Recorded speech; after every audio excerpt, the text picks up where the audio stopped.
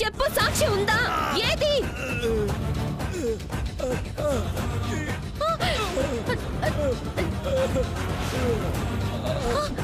రంగడు,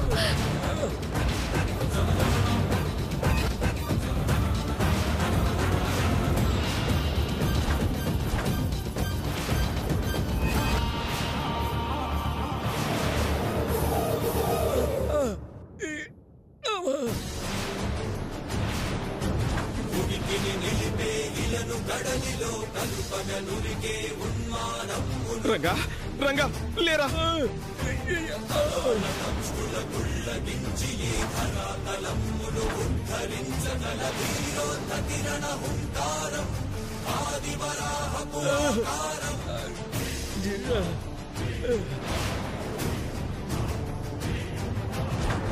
రంగా రంగా లేరా?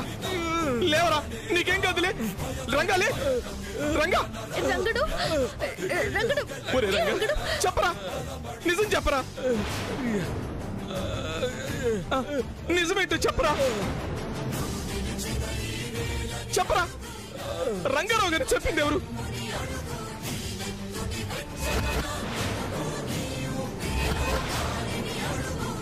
మా వదిన గారితో చెప్తాన్నావుగా, చెప్పు రంగా. మా వదిన గారికి చెప్పరా.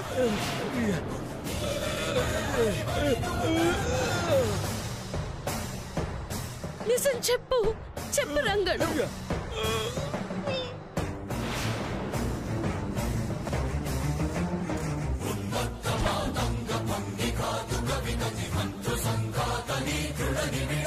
రంగా, మా అన్నయ్య గారు చెప్పింది ఎవరు? చెప్పరా. రంగా. రంగా,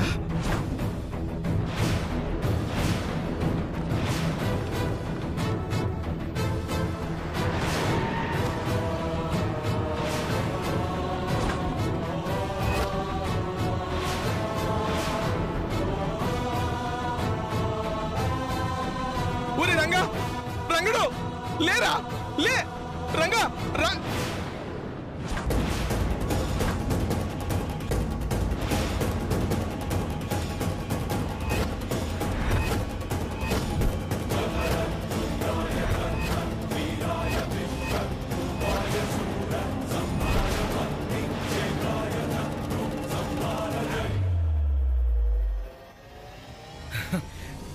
లే లే అంటే ఇంకేం లేస్తాడు? చంపింది మీరే కదా.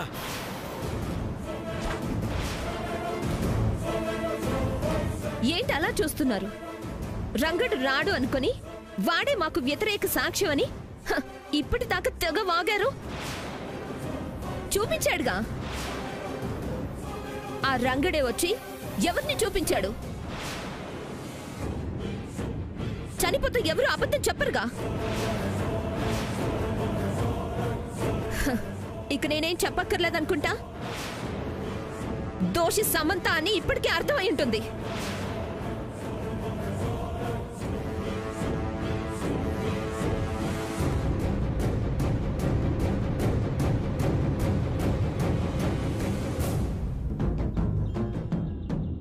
దీపు, నువ్వైనా ఏది నిజమో చెప్పు. ఏం జరిగిందన్నది ఇప్పటికిప్పుడు నేను చెప్పలేను సూర్య. అనుమానం గిట్లయితే సమంత మీ చిన్న తాతయ్య మీదైతే ఉంది.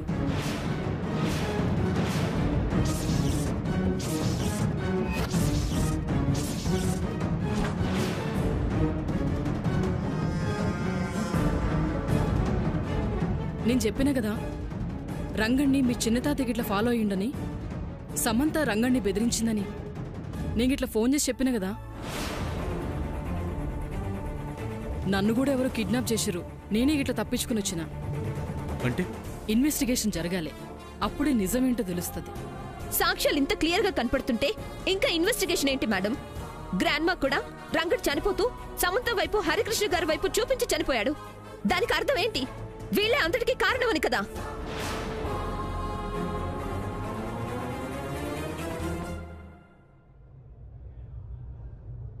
ఈవిడెవరు? ఈవిడెవరని అడుగుతున్నా కదా. మా శ్యాముని కత్తితో పొడిచింది ఇదే. పొడిపించుకుంది సమంతనే అని చెప్పిందిగా.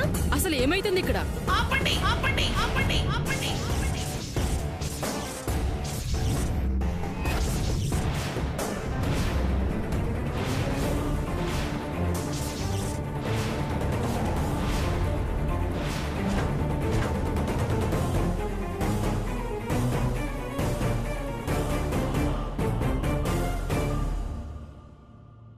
నీ తండ్రి నా భర్త రంగారావు గారిని చంపారని శంకరశాస్త్రి గారు నాకెప్పుడో చెప్పారు.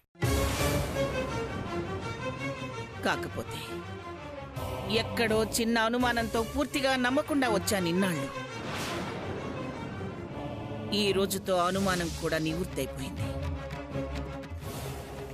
నిజమేమిటో తేటతెల్లమైపోయింది. నీ తండ్రే నా మాంగళ్యాన్ని దూరం చేసిన దుర్మార్గుడు, హంతకుడు హంతకుడు హంతకుడు.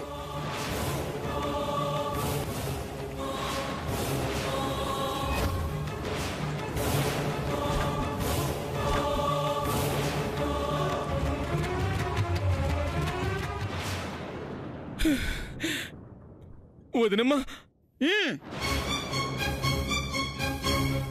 స్వామీజీ, ఆయన తలపెట్టిన మహాయాగానికి మొక్కు తీరింది. మొక్కు తీరిన రోజే తీరని లోటుతో బాధపడుతున్న నాకు నిజం తెలిసింది.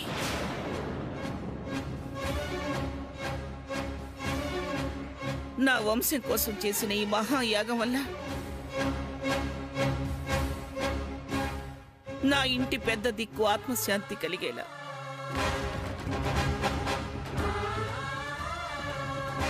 ఈరోజే నిజాన్ని మాకు తెలిసేలా చేసింది.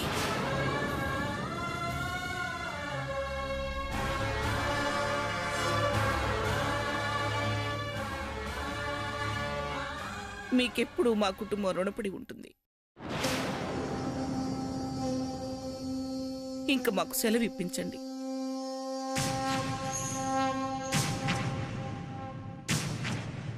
సర్పంచ్ గారు, అమ్మా, ఆ అమ్మాయిని హాస్పిటల్కి పంపించండి. అలాగేనమ్మా. అలాగే. నేను చూసుకుంటానమ్మా.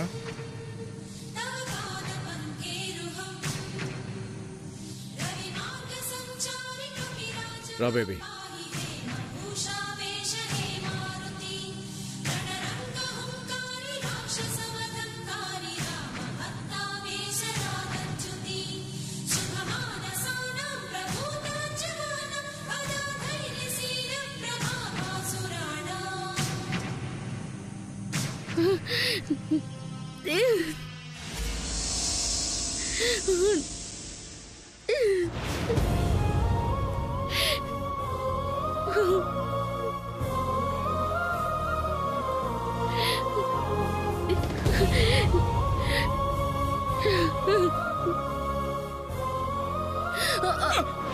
అమ్మా శ్యామ్, సర్పంచ్ గారు బండి తీయండి, హాస్పిటల్ తీసుకెళ్ళాలి. నిదానంగా అమ్మా.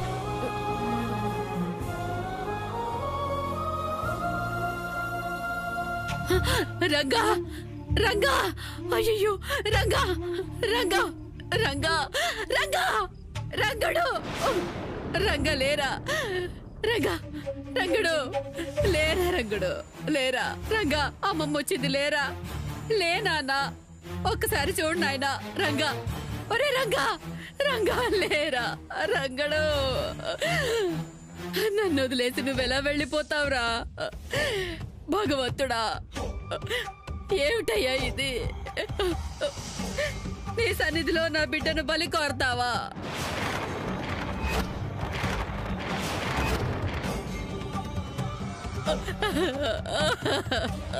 ఈ నేళ్ల నుంచి నీకు సేవ చేస్తున్నా నాకు నువ్విచ్చే వరం ఇదేనా?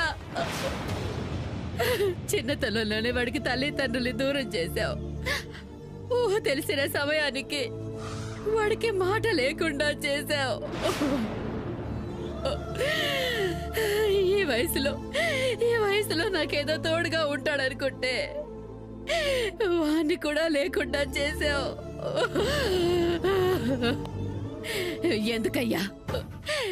ఎందుకయ్యా నీకు మా కుటుంబం మీద ఇంత పగ?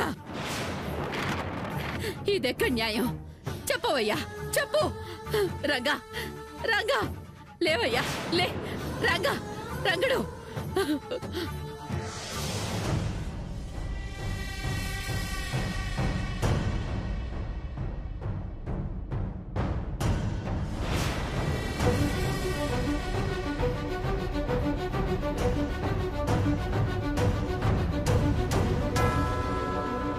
డాక్టర్ సారీ అండి, పేషెంట్ పరిస్థితి చాలా క్రిటికల్గా ఉంది. బ్లడ్ చాలా పోయింది. మీకు ధైర్యం చెప్పడానికి సిచ్యువేషన్ అంత తేలిగ్గా లేదు.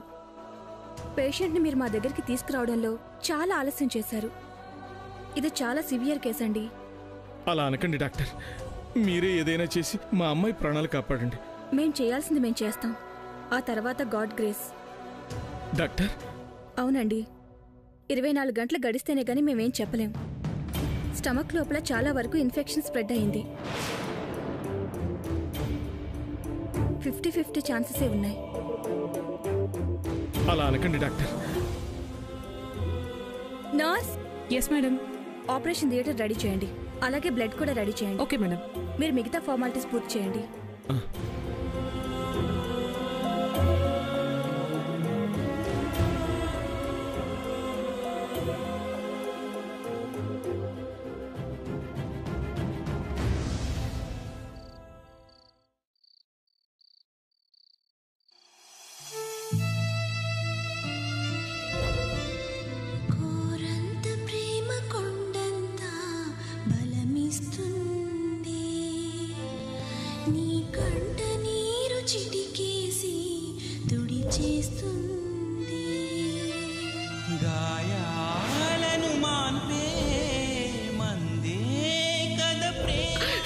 పిచ్చి వేషాలు వైకు. ఇంత రక్తం కారుతుంటే ఏం లేదంటావేంటి? ముందు హాస్పిటల్కి వెళ్దాం పద. నాకేం కాలేదు బాబా. నాకేదో అయిపోయిందని ఈ రోజంతా హాస్పిటల్లో కూర్చోబెడతారు. ఇంత కష్టపడి ఇక్కడ దాకా తీసుకొచ్చిన మహాయాగం ఆగిపోతుంది. నీ గుట్టు రట్టయింది సమంత. అందుకే నువ్వు చెప్పిన ప్రకారం ఇది నిన్ను పొడిచి పారిపోతుంటే పట్టుకొని చెట్టు కట్టి పడేశా.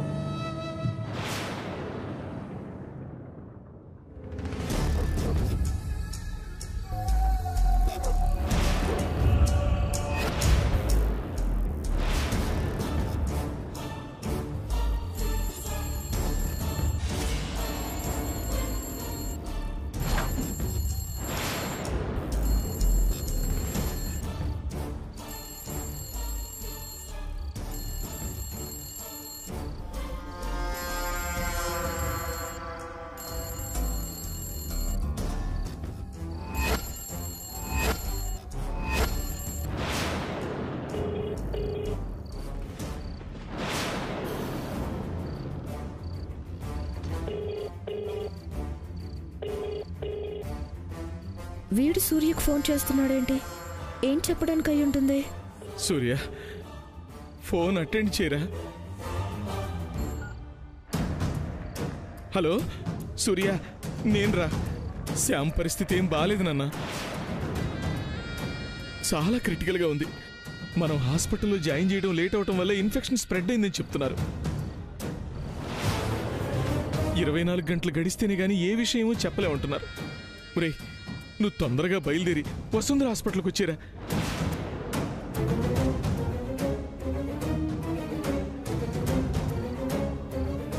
సూర్య, వింటున్నావా? సూర్య, నాన్న, పంతాలకి పట్టింపులకి ఇది సమయం కాదురా.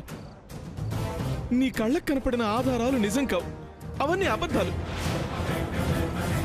పాపన్రా, సమంత ఏ తప్పు చేయకపోయినా తను చావు బతుకులతో పోరాడుతోందిరా. తనకెప్పుడు మీరు బాగుండాలనేరా కోరిక. సూర్య, ఇలాంటి పరిస్థితుల్లో తన అనాథల వదిలేయటం భావ్యం కాదురా. తొందరగా బయలుదేరి వచ్చేనన్నా. నా మాట విని సూర్య మాట్లాడరా. సూర్య, సూర్య,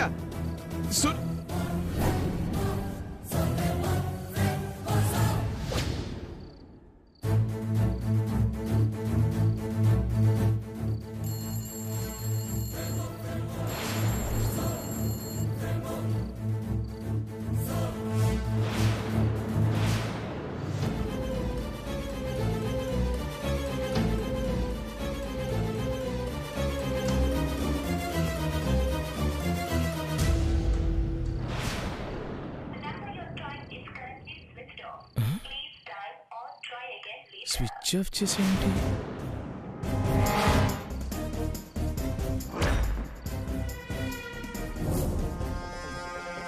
అమ్మయ్యా, వీడి ఫోన్ నేను అటెండ్ చేసి మంచి పని చేశాను. లేదంటే వదలకుండా ఫోన్ చేస్తూనే ఉండేవాడు. సూర్య మాట్లాడేవాడు. వీడి మాటలకి కరిగిపోయి ఇల్లు వదిలేవాడు. ఇక ఇప్పుడు కదలడుగా. ముసలుడికి రాంగ్ వేలోనే కన్వే అయ్యింది. ఇక వాడు అస్సలు ఫోన్ చేయడు.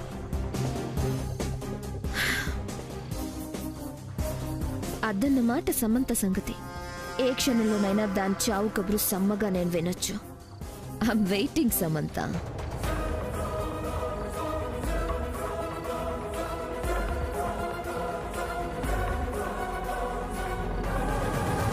సూర్య, సూర్య,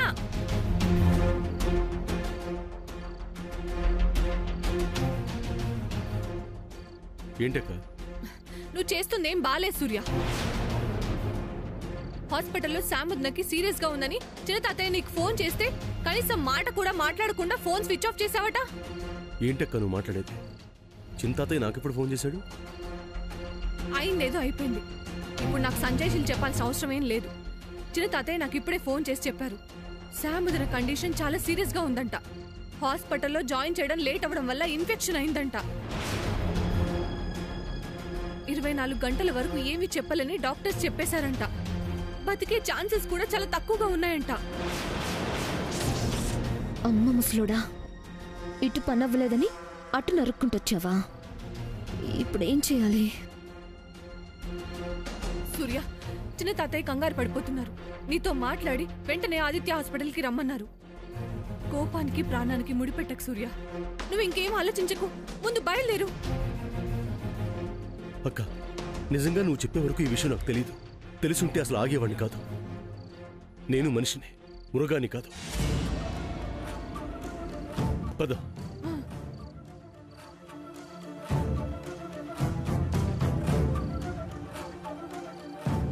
సూర్య,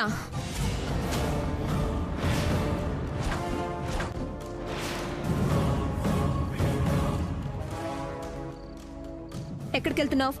నీకు చెప్పాల్సిన పని లేదు. అనవసరపు విషయాల్ని నెత్తికెక్కించుకోవడం కరెక్ట్ కాదు సూర్య. చాటు నుండి వినడం కూడా కరెక్ట్ కాదు. అయినా నీ బుద్ధ లాంటిదే కదా. సూర్య, నువ్వు వెళ్ళు. సూర్య, వెళ్లకు. అదంతా సమంత ఆడుతున్న డ్రామా. మీ చిన్న తాతయ్యని అడ్డు పెట్టుకుని మరో సింపతి కథను ప్లే చేస్తుంది. మళ్ళీ సమంత మాయలో పడకు, దాని ఉచ్చులో ఇరుక్కోకు. నా మాట విని వెళ్ళకు సూర్య. దెయ్యాలు వేదాలు వల్లించినట్టున్నాయి నీ మాటలు వింటుంటే. ఊరికే అతి చేయకు. అవకాశం దొరికింది కదా అని శాముద్ర మీద విషాన్ని కక్కకు. సూర్య, అసామాన్య వాట్లకేం కానీ నువ్వు వెళ్ళు. ఎలా వెళ్తాడు?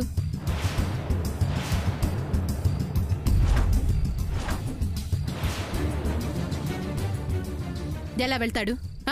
నీకేమైనా మతిపోయింది పద్మ? కళ్ల ముందు శామ్ చేసిన నిర్వాకం సాక్ష్యాధారాలతో సహా నిరూపణైన తర్వాత కూడా తను ప్రాణాలతో కొట్టుమిట్టాడుతుందన్న కట్టుకథని నిజమని ఎలా నమ్ముతాడు? దానికోసం ఎగేసుకుని ఎలా వెళ్తాడు? ఆహా, ఎంత కాలానికి నాకింకో సపోర్ట్ దొరికింది. అదే అంటే నేను చెప్తున్నాను. నా మాట వినట్లేదు సూర్య. నువ్వు వెళ్ళటానికి వీల్లేదు సూర్య. అమ్మా, సామాన్య మాటలు నువ్వు కూడా నమ్ముతున్నావా? తన సంగతి నీకు తెలీదా? శ్యామ్ కత్తిపోట్లు గురైన విషయం నీకు తెలుసు కదా. అది కట్టుకథ ఎలా అవుతుంది? అది శామ్ చేసుకునేదే కదా సూర్య.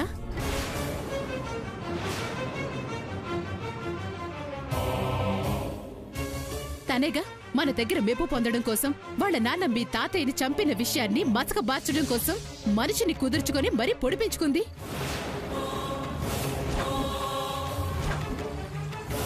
ప్రాణాపాయం కలక్కుండా పొడవమని చెప్పిందని ఆవిడ చెప్పింది కదా. ఇక ప్రాణానికి ముప్పే ఉంటుంది. చూడు, నిన్ను మోసం చేసి రప్పించుకోవడానికి కాకపోతే దారులన్నీ మూసుకుపోయాయని చెప్పి నీ ద్వారా మళ్ళీ లోపలికి రావటానికి కొత్త దారి వెతుక్కుంటుంది. కరగకు సూర్య.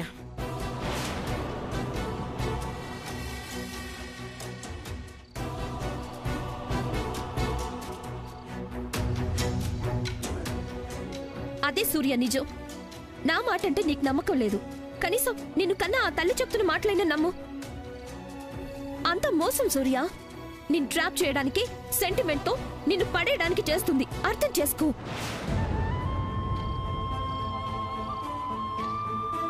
అవును సూర్య, ఇంతకాలం తండ్రి చేసిన తప్పుకి ఆ పిల్ల ఏం చేస్తుందన్న కోణంలో ఆలోచించాను. నా ఆలోచన తప్పని మహాయాగం రోజే శామ్ నిరూపించింది. తనకి అలాంటి బుద్ధులున్నాయని తెలిసి ఆవేదనకి గురయ్యాను.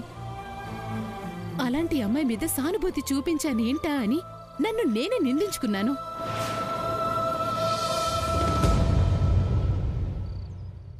అబద్ధం అవ్వాలని కోరుకున్నది నిజమైంది. క్రిస్ మీ తాతయ్యని చంపిన అసలు హంతకుడని రుజువయింది.